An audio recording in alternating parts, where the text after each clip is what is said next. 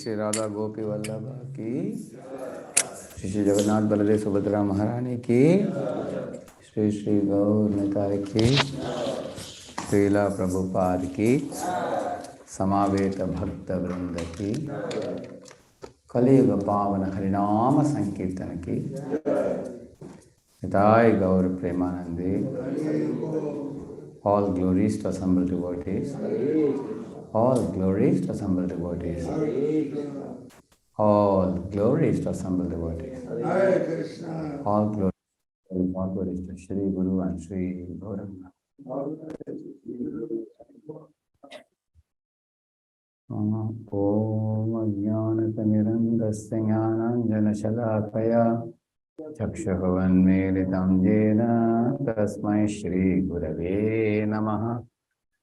Shri Chaitanya Manobhishtam Stapitam Jena Bhutale Vayam Rupak Kadamakyam Dadati Swapadantikam Vandeham Shri Guruho Shri Yutapada Kamalam Shri Gurun Vaishnavanscha Shri Rupam Sagrajatam Sahagana Raghunathanvitam Tam Sajeevam Sadvaitam Savadutam Parijana Sahitam Krishna Chaitanya Devam Shri Radha Krishna Padan Sahagana Dalita Shri Vishakhan Vedamscha Nama Om Vishnu Padaya Krishna Prishthaya Bhutale Shrimate Bhakti Vedanta Swami Niti Namine Namaste Saraswate Deve Gauravani Pracharine Nirvishesha Shanyavadi Paschatya Deshatarine Pancha Kalpatarubhyascha Kripa Sindhubhya Evacha Patitanam Pavanebhyo Vaishnavebhyo Namo Namaha. Jai Sri Krishna Chaitanya Prabhu Nityananda Shri Advaita Gadadhar Shri Vasadi Gaura Bhakta Vrinda. Hare Krishna Krishna Krishna Hare Hare Hare Rama Rama Rama Hare Hare. Welcome all of you for the Srimad Bhagavatam class this morning. You can see that picture on the screen. That is Kalayavana chasing after Lord Vasudeva. We discussed this episode yesterday. The one before that we discussed Jarasandha chasing after Krishna Balaram. So I want to share a few words about Kalayavana's chase after Krishna. One specific word was used in that series of verses. The word Parangmukham was shown, which means the Lord Krishna did not display his beautiful face in front of Kalyavana. Although Kalyavana noticed the features of Lord Vasudeva's body, he had a 400 form with a conch shell and lotus and mace and wheel in the Lord's hands. He saw the beautiful helmet and the beautiful earrings and eyes like lotus petals, and Lord had a Srivatsa golden hair in his chest and very beautiful jewelry in his body and a dazzling Pitambar dhoti.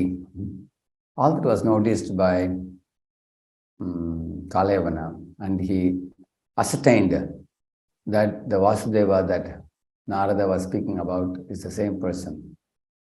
So he understood that here is a combat for me. So he developed a desire to fight with the Lord. And Jigrishastam, it is said, which means he wanted to crush the Lord. He saw that his Lord is not using his weapons, so he also put his weapon aside and started running behind the Lord. So that was one word used, Parangmukam. Lord turned his face away from him, because in the Bhagavad Gita, Lord says that he does not show himself to those who are averse to him. This is a very important thing. But Prabhupada says in many of his lectures, Ishtosi me, Ridamiti, Idam Bhakshyami te hidam. Arjuna, I am speaking this Bhagavad Gita to you because you are Ishtosi, you are very dear to me, Krishna says. And he also says, Bhaktosi me, Sakha cheti. You are my friend, Sakha. You are my Bhakta, you are my devotee. So Prabhupada says, when two drunkards come, they talk about the different brand liquor. Similarly, when two very old people come, they talk about health issues. How is your health? Which doctor you are going to? Are you doing, homeopathy or naturopathy or allopathy, except Lakshmipathy, all allopathies? They talk about health issues. Similarly, in stock market, when you go, there's a roaring sound. People making noise, but you will not hear any Krishna Katha there. The roaring sound is about what is your rate, what is my rate, how much money you earn, how much money I earn. This is the kind of dialogue talks they will do. So everywhere you find people are talking, business people are talking, early morning the birds are talking, the marketplaces people are talking about money and everything. But when two personalities like Krishna and Arjuna come, naturally the talk is going to be a talk about the devotion to Lord. Arjuna is expressing his devotion to Krishna, and Krishna is revealing more and more about himself to Arjuna. So now the relevance of this point to our lives, I clearly remember in my early days of Krishna consciousness, my emphasis would be more on how to tackle Maya and how to control the mind, how to control the senses. This is a very delightful subject. But as some years progressed, we heard the pastimes of the Lord, and then the pastimes of the Lord became very enlivening and interesting to discuss the pastimes of the Lord or hear the pastimes of the Lord and relish His beauty, relish His qualities, relish His pastimes. So we can also check what is our emphasis in our, because there is anartha nivritti and there is artha pravritti. Anartha nivritti means we want to get rid of our impurities. Artha pravritti means we want to absorb our mind in name, form, qualities, pastimes and activities of the Lord. So His Holiness Shivaram Swami Maharaja, he uses two specific words for these two. He uses iron weight and gold weight, he says. Iron weight is studying about material nature, about time factor, three modes of material nature, about karma theory, studying about gunas. So, kala, karma, guna, prakriti, Ishvara in this world. Studying about all these things is called as iron weight. And this is how we all have to begin our studies of the scriptures. When we study them deeply, we develop a fear. Oh, Kala is so powerful, it is all devouring. And karma is so powerful, it chases after us, birth after birth. The gunas, three gunas are so mighty. We are like helpless, tender creatures in front of the three gunas. So one is sufficiently made humble by discussing these subjects. And in front of the material nature, when we are faced by the wrath of the material nature, we feel ourselves insignificant and incompetent to face material nature. At that time, it will impel us to surrender to the Lord. Mame veye prapadyante, mayame tam tarantite, Lord says. So then we develop an interest to know more about the Lord. And that is a very beautiful knowledge, how Krishna is merciful. He says in one verse, Mat chitta sarva durgani mat prasadat tarishyasi atat chetvam ahankaram na shroshyasi vinakshasi. Arjuna, mat chitta sarva durgani mat prasadat tarishyasi. If you depend on me and become my devotee, you will cross over all the difficulties in your spiritual life by my mercy, he says. Mat prasadat tarishyasi. You will become free. I assure you, provided you take to devotion service very seriously. So you will see that you give an excuse to Krishna why you cannot practice spiritual life, and Krishna will immediately knock out that excuse. If somebody says, Krishna, I am low born, he says, immediately he says, Mam gibarta vivashite yebis yupapa yoneha striyo vaishastada shudra te apiyanti paramgatim. He's saying, you may belong to any caste, creed, color, nationality, there is no limitation. I accept everybody. I welcome one and all. Says. Somebody says, no, I'm a great sinner. I don't think I can touch Bhagavad Gita or I can put my foot in the temple. Some people say like that. Krishna immediately says, even if my devotee has slipped from his standards of devotion service and is deeply remorseful and repentant, Krishna says, I treat him as a devotee and I welcome him back to my lotus feet, he says. Or somebody may say that I don't have so much money to practice devotion service. Patram pushpam phalam toyam, he says. Just offer me a leaf or a flower or a fruit or water. And I don't demand any money from you, he says. So somebody may say that, that's all right, my Lord, you see, I have to set up my material life, I have to build a home, I have to accumulate some bank balance, and then I can come to devotion service. And Krishna immediately says, Yoga Kshemam Vahamyam. I preserve what you have and I provide what you lack. You just do my devotion service, I will take care of you. He says, you don't have to separately make an effort, strenuous effort to put up your material life. For my devotees, material life follows spiritual life like a shadow. No? Like that he says. So, somebody may say, I don't have much, my Lord, I am like poor Sudama Brahman. Yat karoshi, yat ashnasi, yat juhoshi, dadasi yat. He's saying that whatever you have, whatever you offer, whatever you give away, do it as an offering to me. He says, Sve karmani abhirata samsiddhim labhate naraha. Sva karmana abhyarcha siddhim indati manav. He says that whatever work you do, you tell me, I will teach you how to give your fruits away to me. So 11.55 Bhagavad Gita, Prabhupada says that a poor man can just take a piece of land, small land in his house, and then grow some flowers and offer it to Krishna. And Krishna will be satisfied with him. And a rich man can build a big temple and make a good facility for preaching and propagating Krishna consciousness. So a rich man, poor man, both can serve Krishna, he says. Nobody can say that I am not fit for serving Krishna. Nobody can say that.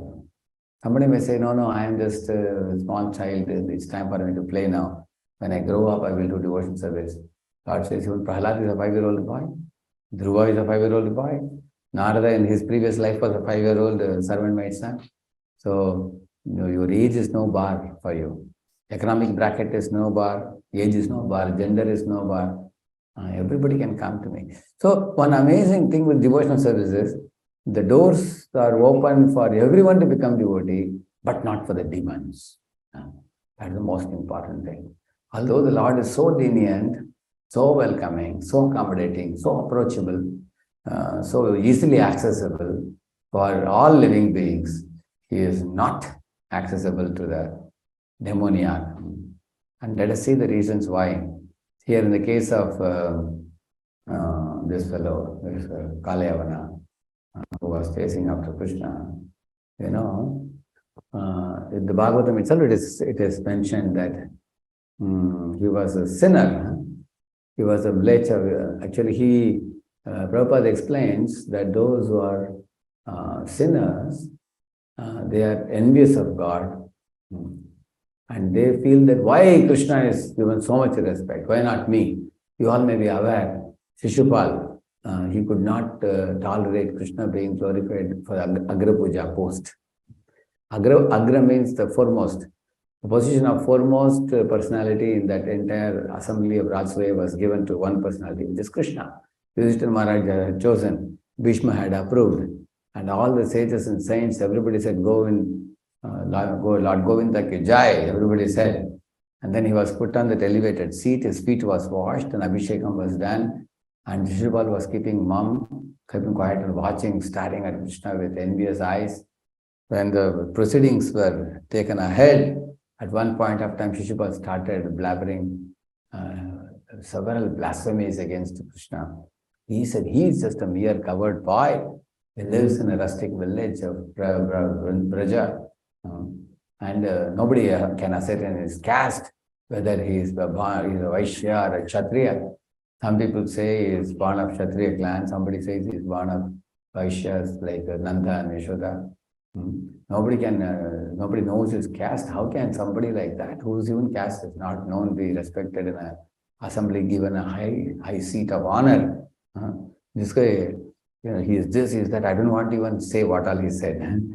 And the 99 blasphemies he gave, and Krishna was very patiently letting him, dig his own grave, Shishupal. Until when he crossed 100, his head was cut off by Krishna's chakra. The point is, people like Shishupal, or scholars and commentators who are atheistic fellows, they use Krishna's Bhagavad Gita for their own popularity, but they misinterpret and misconstrue meaning out of it, which only demons can understand, Prabhupada says. So the demons are filled with hatred for the Lord. In 1.8.36, I think, 1.8.36, there Prabhupada says that Karna, Duryodhana, Dushasana, they all saw Krishna eye to eye. But they could not see Krishna properly. They could not see Krishna with love.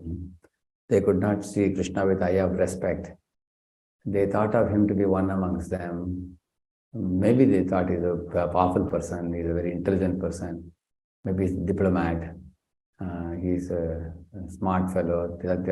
They thought he is very handsome because he has done some punya in the past. They thought like that. There is one organization which says that Krishna and Rama have done a lot of punya, so they got a handsome body, like that. These are all foolish people. So such people, Krishna will not allow them access to approach, because they consider, Prabhupada says, why should Krishna encourage the competition? Prabhupada says in one of his lectures. And these people, like there was one fellow called Vasudeva, this Paundraka. He also dressed up himself like Vasudeva and declared himself to be God. He said, I am the real original Vasudeva, and that Vasudeva is a fake, he was saying. Actually, he himself was a fake. He had attached it to cardboard hands, additionally to claim to be Vasudeva. So there have been cheaters like that in the past, but in the present also, there are so many cheap incarnations and all. So when this Kalyavana wanted to catch Krishna, Krishna thought in his mind that I don't want to be touched by this sinner, so I will run away. But he didn't run away fast. That is the beauty of Krishna's pastimes. Krishna's pastimes are so amazing and charming to the heart of the devotees, because hasta praptam eva, it is said. Krishna was only one hand arm distance. This fellow thought, I'm about to catch him, like that he thought. And Krishna led him ahead, went on running, slowly but surely progressing. He was trying to catch him. And then Krishna led him to a cave where Krishna had already made his mind what he is going to do. See, Lord's intentions cannot be understood by anybody except himself. Only sometimes he reveals to his pure devotees. But common people cannot understand what is the intention with which Lord is coming to some particular place. Like when Vamanadev came as a small dwarf Brahmana, carrying an umbrella, carrying a kamandalu in the hand, very effulgent Brahman. Everybody got up and saluted him, offered him obeisances. And everybody wondered, who is this Brahman who is so effulgent, so attractive, so charming? So he is coming with certain intention. He's asking for 3 steps. And then he's taking over all the 3 worlds in 3 steps. That intention was only known to him. Even Shukracharya, such a wise personality, he said, this is Sakshat Supreme Lord Vishnu. But I don't know his intentions. Maybe what he will do, even I cannot say, he said. Even he couldn't ascertain exactly what he will do. Such a beauty of Lord's pastimes. In his pastimes, Lord will behave in such a way that later on, when we read the recorded histories of Lord's pastimes in scriptures, devotees become very charmed by Lord's behavior. And the amazing thing is, each pastime is unique in itself. There is one pastime in Srimad Bhagavatam you will read. There was one Kalaya, there was one another Maya Danava. Maya Danava is also a demon. So this demon was a very tricky demon, very intelligent demon. What he would do, he had a huge army of Rakshasas, demoniac soldiers.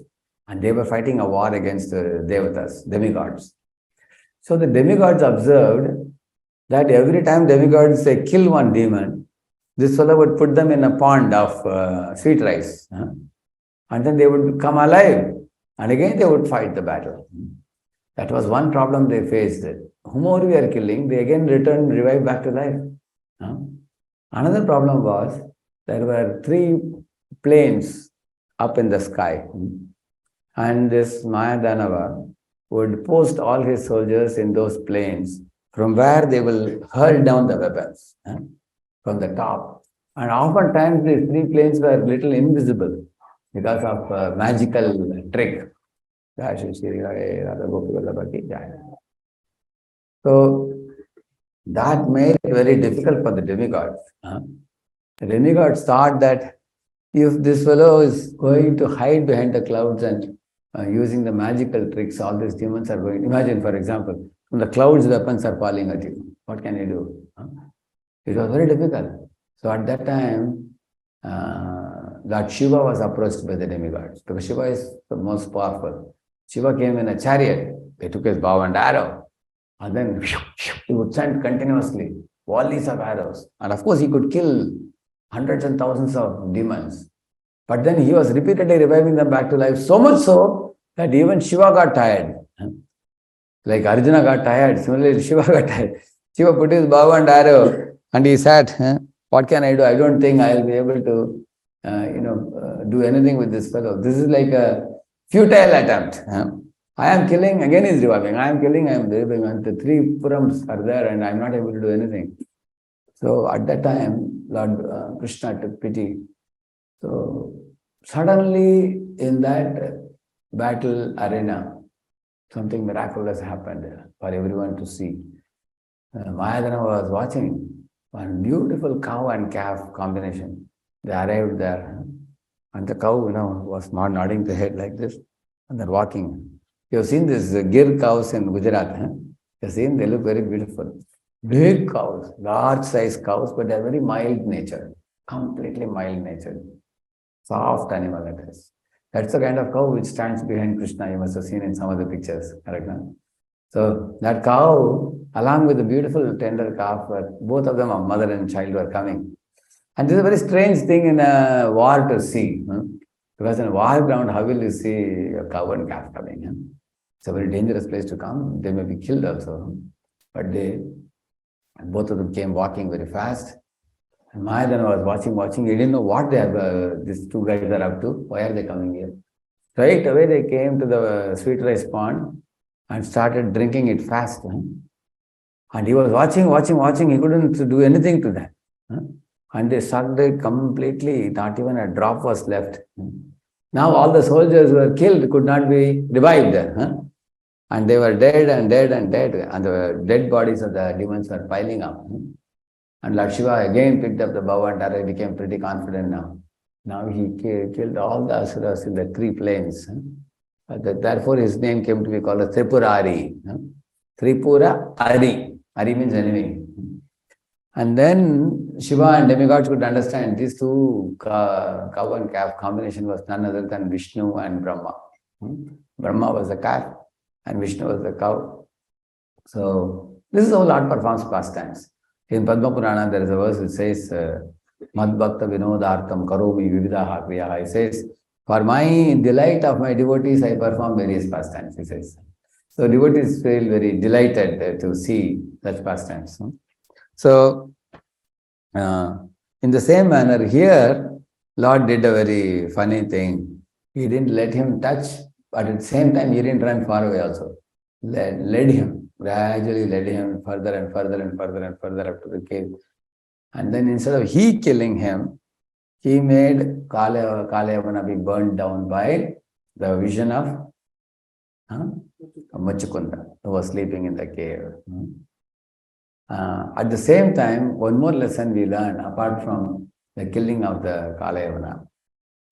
Regarding Kalayavana chasing after Krishna, Prabhupada says that great yogis sitting in Himalayas who are completely sense-controlled, mind-controlled, and who can travel at the speed of mind, even they cannot capture Lord by their meditation, he says. At the most, they can see the tip of the toenail of his lotus feet. But they cannot dance with him in the pastures of Vrindavan as the coward boys do or coward girls do. So, therefore, the position of Gopas and Gopis is most exalted in the entire creation. Antastu koti shatavatsara sampragamyo vayo ratapi manaso muni pungapana sopyastiyat tavadasinja vichintya tattve govindam Adi Purusam Tamaham Majami. Brahmaji is telling that not only Munis, Muni Pungava means the leaders of the Munis, the leaders of great rishis and saints living in the Himalayan jungle, even they are not able to capture the Lord in their hearts, and they are not able to capture by traveling at the speed of mind, he says. Whereas you will find a third pastime we were planning to discuss today was Yashoda. Yashoda is running behind the Lord and she could capture the Lord. So before we go to that, one or two lessons I wanted to say in the Kalayavana pastime. Lord Krishna's body is transcendental. You know that Janma Karma Chame Divyam. So how it is Divyam or divine? See, the word divine in English comes from Divyam, Sanskrit word. Divya has become divine. You see the similarity? D-I-V. The V comes from Divyam. So, how it is divine has to be understood. In this pastime, you see that the same eyes with which Muchukunda saw Kalayavana and burned down his body, he used the same eyes to look at the form of Vasudeva, Lord.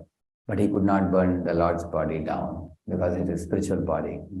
Rather, his own eyes became diminished in vision, and he admitted it honestly. When he saw the Lord, he asked, "Who are you?" Go on, Yasamprapto, Girivare, Vipina Kandare. Like that, he said that you're standing on a lotus, your whole body is shining, you look so handsome and elegant looking. Are you sun god? Are you moon god? Are you Agni? Or are you Vayu or Varuna? Or you are the Supreme Personality of Godhead, Lord Vishnu? Who are you?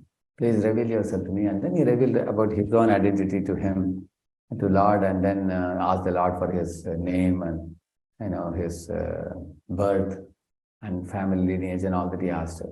So in this way, you can see that Lord cannot be subjected to laws which are applied upon the conditioned souls in this world. Like here, conditioned souls will be burned down with their Panchamahabhut body made up of earth, water, fire, or ether. whereas the Lord's body was not burned. That's another lesson in this pastime we can learn that.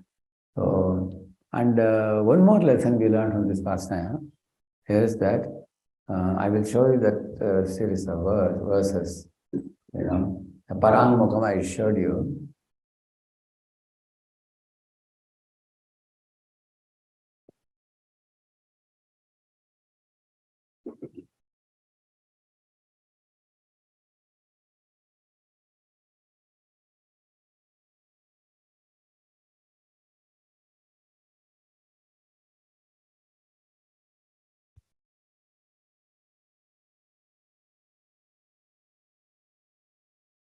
This is what I, okay, I'll show that this thing.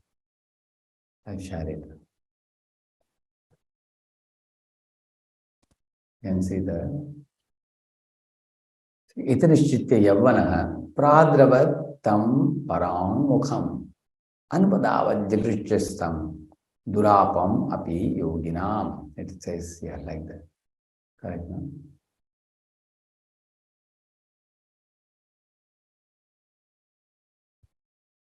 Okay. So now, this is about Lord turned his face away from Kalayavana. Whereas I will show you another verse. As the Lord ran to the cave, the Muchukunda is seeing. And Muchukunda saw the Lord. That's a description. Again, it's going to come now. Man awoke, awakened, man awakened.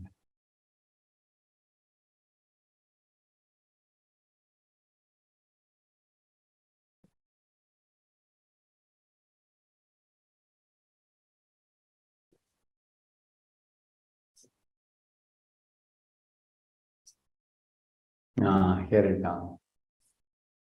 It's about Kalayavana's watching the Lord description is given here.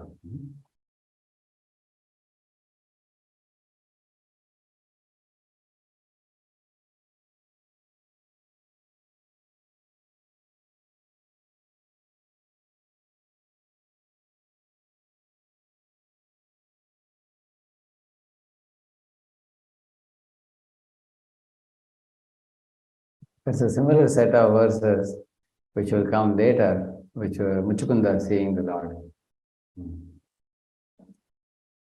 Okay, the words used there is Prarthitam Pracharam Purvam. Prarthitam.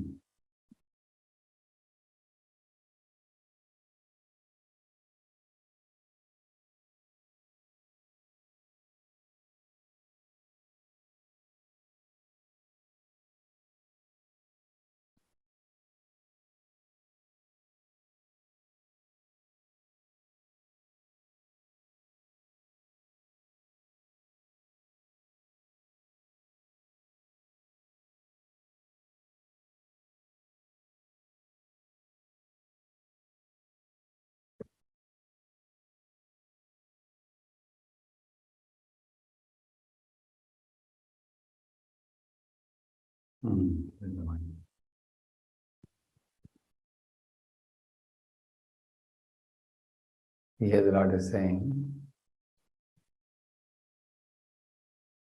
we will say this verse, Om Namo Bhagavate Vasudevaya. Om Namo Bhagavate Vasudevaya. Om Namo Bhagavate Vasudevaya. Narayanam Namaskritya Naram Chaiva Narottamam Devim Saraswatim Vyasam Tato Jayam Udiraye Ashtapraye Shabadreshu Nityam Bhagavata Sevaya Bhagavat Uttamashloke Bhaktir Bhavati Naishtiki Krishnaya Vasudevaya Devaki Nandanaya Cha Nandagopa Kumaraya Govindaya Namo Namah. Soham Tavanugrahartham Guhanetamupagataha Prarthita Prachuram Purvam Payaham Bhaktavatsalaha. So he's saying, you wanted to see me in your previous life, my dear Muchukunda, Tava anugrahatnam, to show my grace upon you, guhame tam upagataha. I have come to this cave. Prarthita, prachuram, purvam. You intensely prayed to attain me in your previous life. Tvayaham bhakta vatsalaha. Because I am bhakta vatsala, I am a lover of my devotees and I care for my devotees. Therefore, I have come here to wake you up and give you my darshan. Here's the interesting phenomenon. Kalyapana is wide awake, Lord is not giving his darshan to him. He turned his face away. This fellow is sleeping, he woke him up and gave him darshan. What do we learn by this? That means if you have done your homework, Lord will wake you up and give you darshan. If we haven't done our homework, then even if we chase after him, we cannot see him.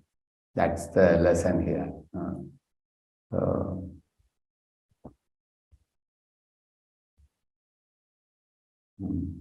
this way, Lord was ready to give him benedictions, the Muchukunda. So, the Lord was actually remembering Muchukunda's devotion to him. He did not forget it. Which means generally we all tend to forget after a few years. Yeah. So here it says that the Lord is giving his darshan to Muchukunda. This is very similar yet different. I will show you how it is different. Here you see, we will recite this series of verses also. Just like our, that fellow was saying, our Kalyavana was seeing the Lord. Here also there is a similar description about Muchukunda seeing the Lord. Tam alokya ghanashyamam pita kausheya vasasam Srivatsa vakshasam brajat kaustubhena virajitam. Very simple meaning, right? Tam alokya. Muchukunda is seeing the Lord. Ghanashyamam. Lord's body is bluish, glossy blue. And pita kausheya vasasam. Lord is wearing a dhoti which is dazzling golden color. And Srivatsa golden hat is in his chest. And he is wearing a Kaustubha jewel in his chest. Chaturbhujam rochamanam. The four hands were very beautiful looking. Vaijayantya chamalaya. Lord was wearing a garland of 5 forest flowers. Charuk prasanna vadanam. And his face was a smiling face. Swaran makara kundalam. See here, there it is at Parangmukham. Whereas here the Lord is showing him Charu Prasanna Vadanam. He will be showing his face to him. Swaran Makara Kundalam, the Lord was wearing a shark-shaped earrings. Prekshaniyam Dilokasya Sanuragasmitekshanam Apivya Vayasam Matta Brigendrodara Vikramam. Here you see it said Prekshaniyam. There it was said Darshaniyam. The Darshaniyam means worthy of taking darshan. Here in the same manner, the word Prekshaniyam is used, worthy of taking a look continuously. Dulokasi, in this entire creation, there is no one so handsome like the Lord. And Sa Anuraga Smitekshanam. The Lord was glancing at Muchukunda. Smita Ikshana. Ikshana means eyes glancing. Smita means smiling. So he was smiling and glancing at him. Sa Anuraga, with great affection to him. 3 words are used there. Affectionately, smilingly, and lovingly he was glancing at him. Like that it is said. Whereas there it is said Parangmukham. He just turned his face away, it is said. Correct, no? Yeah. Apivya Vayasam. He appeared like a young 16-year-old youngster. Matta Mrigendro Dara Vikramam. He looked like the lion with his hairs, you've seen, like that Lord had curly locks of hair. Like that. Paryaprachan Mahabuddhis Tejasa Tasya Darshitaha Sankitasana Kai Raja Durdarsham Givatejasa. So the Lord's tejas was so great that the king's eyes were not able to see that. Just like if sun is coming, out of the cloud and you see it, you can't see it properly. You close your eyes. Like that, the king was affected by the tejas of the Lord's effulgence, he says, like that. So in this way, you can see how powerful is Lord's personality. So therefore, I compared this Parahamukam and Smitekshanam. If we approach Krishna in the mood of Arjuna, then Lord will lovingly glance at us. And therefore, the Lord says, Raja Vidya, Raja Guhyam, Pavitram, Idamuttamam. So the mood of Arjuna is that, you are Parabrahma, Paramdhama, Pavitram, Paramambhavana. So Arjuna accepts Krishna, whatever Krishna spoke, he accepted. And questions also asked with great respect. Like he said, how am I to understand that you were contemporary of Sun God, Krishna? Because you and I are contemporaries. How am I to understand that Katametad Vijaniyam Tvamado Proktavanati? He doesn't say that, hey Krishna, why are you fooling me? I'm not going to be cheated by you. He doesn't say that. He says, whatever you're saying is true, Krishna, but how am I to understand? So very submissively Arjuna is asking questions to Krishna. And also Arjuna respects Krishna's intelligence. Arjuna respects Krishna's godhood. Arjuna respects Krishna's greatness. So with that kind of climate of consciousness only we can approach Krishna. Therefore, in the beginning of Bhagavad Gita, Prabhupada says, at least one should theoretically accept Krishna to be the supreme personality of Godhead based on the statements of Acharyas like Shankaracharya, Madhvacharya, Sripad Ramanujacharya, Sri Chaitanya Mahaprabhu, and Vyasa, Acita, Devala, Narada, and such personalities. If somebody has no respect for Krishna's supremacy or greatness, then his reading of Bhagavad Gita is simply an eyewash. It will not be very useful. People just keep aside Krishna, Arjuna far away, and then they try to interpret on Bhagavad Gita by their own words. So such people will not be able to do any good to the world. As it says. So now the third pastime I wanted to show you. Okay.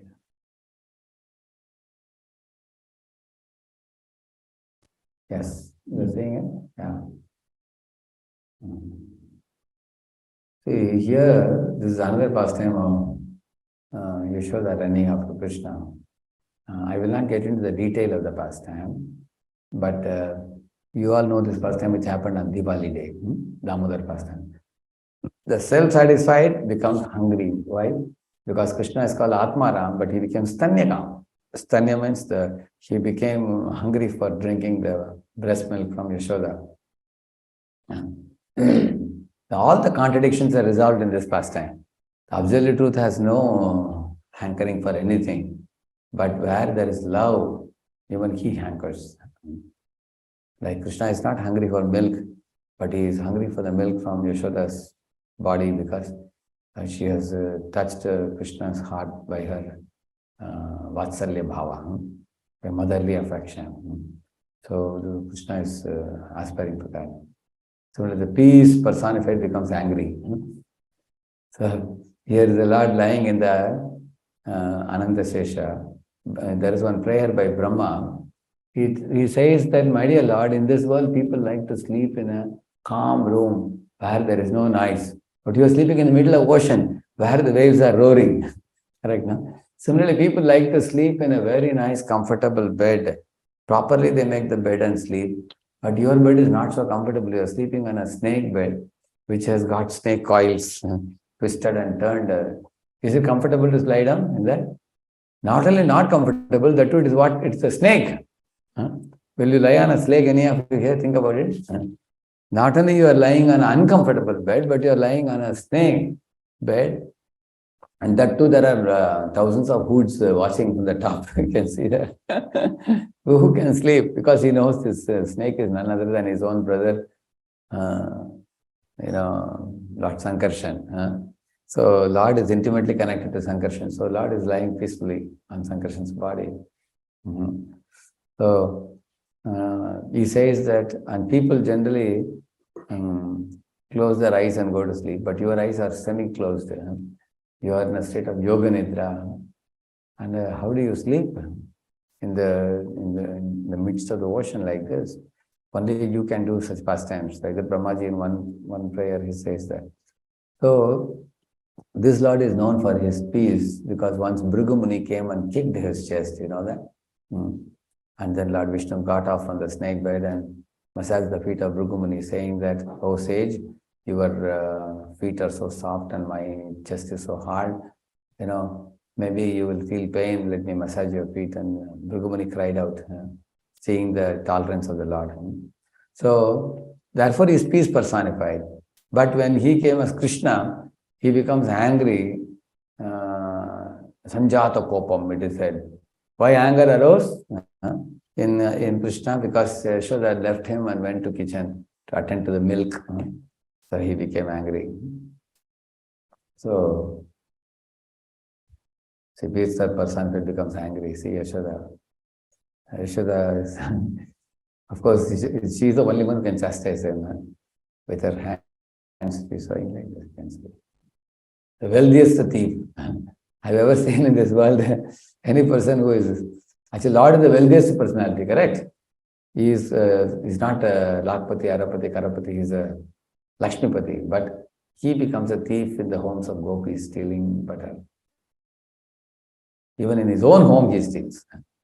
You can see here, Yashoda is coming with a stick now. Time personified flees in fear. This is the picture I want to show you. When Yashoda saw that Krishna is very naughty, he has broken the pots, he has given milk to he has given butter to the monkeys and the friends, and he himself he ate it and spat it all around the house and spoiled the floor there. Yashoda wanted to correct her child.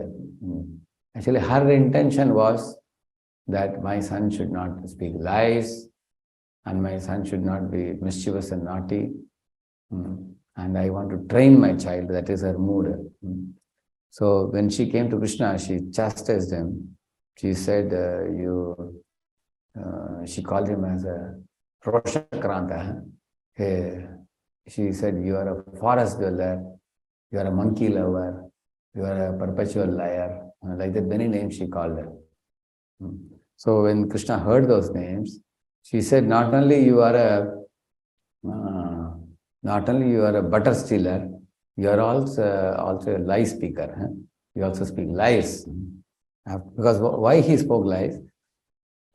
He told Mother Yashoda that this butter pot was not broken by me. It was broken by you only. He said, really? How did I break it? He said the women in India, they wear something in the fingers they wear. Bichiya they call it.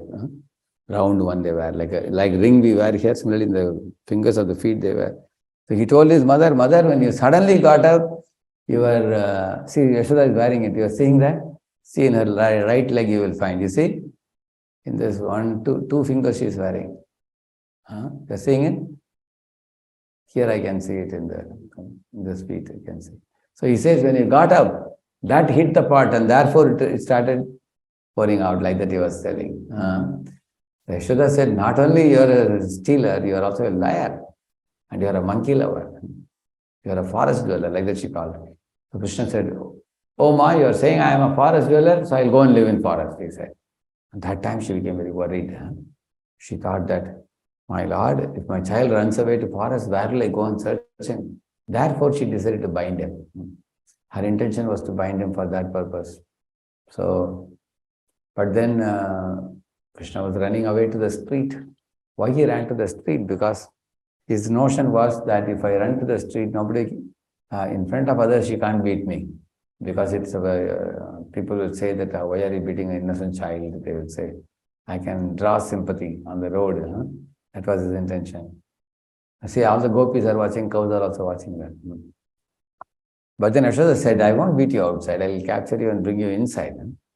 So she caught Krishna and then brought him inside the house here.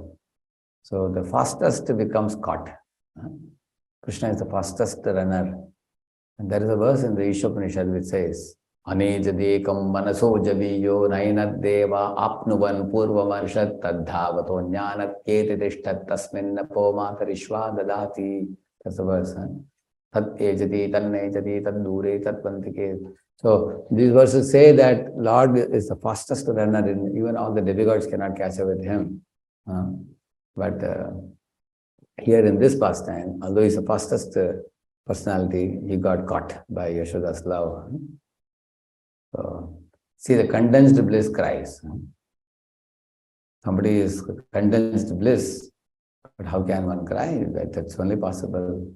See, all Yashoda's friends are watching. This is a very beautiful picture here. See? The object of prayers gets scolded. On the left side, you find is the object of all prayers. All sages, Asito, Devalo, Vyaso, Swayam Chaiva, Vishnu, they are all worshipping him, offering wonderful prayers at his lotus feet. But here, that same Lord is being scolded by Yashoda. And behind Yashoda, you can see some coward boys are near the tree watching this. So, coward boys have been encouraging Krishna, go ahead, Krishna, Yashoda can't do anything to you. Now, seeing that Lord is bound, now they can't do anything, they are helpless now. The Supreme Judge awaits judgment. Because Yashoda told that, you open your mouth, I want to find out whether you ate mud. So she is the judge and Krishna becomes judged by her. Yeah, attempt to. This is a pastime, very beautiful pastime.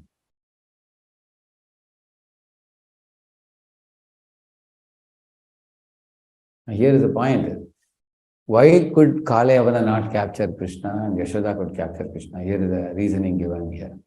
Bhaktanishta, firm faith of the devotee is seen in tireless endeavors to serve and worship Krishna. And Swanishta means steady quality in Krishna which brings forth his mercy upon seeing the devotee's efforts. Yeah. In the absence of these two, the rope will remain 2 fingers too short. That means devotee's endeavor and Lord's grace combination. Devotee's endeavor is called Bhaktanishta. And Lord's grace is called Swanishta. There is a steady quality in Krishna that if he sees the devotee's effort, Lord becomes very pleased. So Matusmin Nagatraya Vistarastakavarasya Drishtva Parishramam Krishna Krupayasi Swabandhane. It says, the Lord agreed to be bound by looking at Yashoda's perspiration on her forehead and cheeks, and her hair was disheveled, flower had fallen down. And he looked at his mother very pitifully. He thought, look at my mother, how much she loves me. She wants to bind me. So I will not make her tired even much more than this. Enough of her efforts now. Let me get bound. And that's how he got bound. The liberator in bondage. He liberated Nalakuramani. Yeah, nevertheless, he could not be liberated from the grinding mortar. Yeah. So this is a very beautiful pastime. Now, Yashoda Damodar. So it teaches us many valuable lessons. You can see devotees hand over the ropes of their life to the Lord, like Arjuna, for example, is handing over the ropes of his chariot to Krishna. Says to Krishna that you take me, my Lord, wherever you want. You order me what I should do. And accordingly I will fight. So devotees hand over the ropes of the life to Lord, and Lord hands over the ropes of his life to devotees. Like Yashoda got ropes by which she bound Krishna. So in the pastime of Yashoda Damodar, Lord becomes subordinate. And in the case of Krishna Arjuna, Arjuna agreed to be guided by Krishna. Shishyaste aham shadimam prapanam. He surrendered to Krishna completely. So in this way, surrendering to one another, the Lord and the devotee relish many pastimes. That's where Lord can be captured. That's where Lord can be bound. That is where Lord can be subdued. There are 2 words used in Sanskrit. Ajitam means inconquerable. Parajitam means conquered. The unconquerable Lord gets conquered, it is said. So let me take some 5 minutes questions or discussions. Anybody? Yeah. So I had given the, I had given the heading. What heading I gave for this 3-day series? Stunning lessons from running Krishna. All are running, and all the 3 pastimes involve Krishna's running, correct now? The one was about, what is the first one? Krishna running away from Kalayavana. Sorry, Jarasandha. Second day we discussed about Krishna running away from Kalayavana. Third day, Krishna running away from Yashoda. But out of the three, which is odd man out? Yashoda. Yeah, odd woman out. Isn't it? Yashoda is odd man out example because other two are envious fellows. Whereas Yashoda's heart is full of devotion, full of love. That's one main difference. Another difference is both the guys couldn't capture Krishna, but Yashoda could capture. That's another difference. Yes. It's actually, maybe you can comment upon it, that Mother Yashoda is seeing the exemplary behavior of Krishna, like when she sees the open your mouth, she sees the entire Brahmand in his mouth, right? In his mouth, sorry. And she's seeing other pastimes also. And I think she never really appreciates or realizes that he is the Supreme Personality of Godhead. Right? And even if she does, that's only momentary. Right. Because as soon as she closes the mouth, she starts seeing him as her darling. She starts treating him like a baby. She cannot remember that for a long time, out of intense love. So therefore, the love in Nanda and Yashoda is so great that it's oceanic love, that it subdues Krishna's supremacy. In us, our feelings of Lord being supreme is far greater than our spontaneous affection for him. So, yeah. So that spontaneous affection cannot be copied or imitated or prematurely practiced. So we begin with Vaidhi Sadhana Bhakti, where we treat the Lord as a master and ourselves as a servant, and we keep on doing it. As we go beyond the stage of Anartha Nivritti and Nishtha and Ruchi. So in the Asakti stage, the Raga starts. The Ruchi and Asakti stage, the Raga Bhakti starts, Raga Naga Bhakti starts. There, one feels a spontaneous affection to Krishna in that stage. So then Bhava and Prema Bhakti can be practiced further. So therefore we have to approach Lord in a very reverential mode. We should see the deities like Lakshmi Narayan, Papa said. That's how we should treat them, like Master, Swami and Swamini, in that mode, yeah. But Yashoda and all are there in Ragatmika, we call it in spiritual world. So in there, their devotion is completely pure and spontaneous. It doesn't have even a tinge of reverence in that. Even Kunti had great reverence. And Devaki had a mixture of reverence and spontaneity. And Yashoda had only spontaneity, spontaneous devotion. So these are the three levels: Kunti, Devaki, Yashoda. Kunti, only reverential admiration. And Devaki is reverential admiration and spontaneous affection. And Yashoda is only spontaneous affection. Like that, yeah. Yashoda sees only with pure love. She treats Krishna as a baby only. Whereas Devaki treats him sometimes as baby, sometimes as Lord. So we have to actually sometimes induce her also. Correct. Lord Krishna has to induce motherly feelings in motherly feelings in both ways. Correct. And in Kunti, he only sees him as God. Yeah. Thank you. Anybody else? Yes, Madhya. My question is, when you mentioned about Krishna's mercy appearing to his devotees who deserve his mercy, versus his face turning away. Correct. Yeah, correct. In Kali Yuga, it seems that most of the people have demoniac. Demoniac pitches, correct. There's no Yes. partition of demons. Correct. How does this? Actually, generally what happens with us, we generally think if somebody is humble, they are devotee, we think. Or somebody is little opposing our presentation. We generally tend to think that they must be demoniac, like that we think. Actually, these are all superficial considerations. The real consideration of who is a demon or a devotee is one who accepts the authority of God, one who does not accept the authority of God. That's the only thing. Yeah. For example, Prabhupada came across many people who were apparently arrogant in the beginning, but they became very great devotees later. On the other hand, even salesmen are very humble. Salesmen, because their goal is to promote their product. They are not devotees. For the sake of selling a product, they will do all kinds of drama, they will do. But when you tell him to chant Hare Krishna, they will not chant one drama. So their humility is good for nothing even. And I have met many people who behave very nicely, but when it comes to God, they will say, I don't believe in God, they will say. So therefore, we have to check people. If somebody says that I accept an authority, but I don't know whether God is personal or impersonal, that means they are good candidates for learning further. But if somebody has no faith in God or no interest in God, then they're demons only. Right now. And also sometimes in Kali Yuga, even good souls get covered over. So therefore, we should not dismiss anybody. We should see everybody as a potential devotee and then try to preach to them. But even after preaching to them a little bit, we find that they are becoming more and more demoniac. They are critical and ridiculing and all that. Then we leave them. Yeah.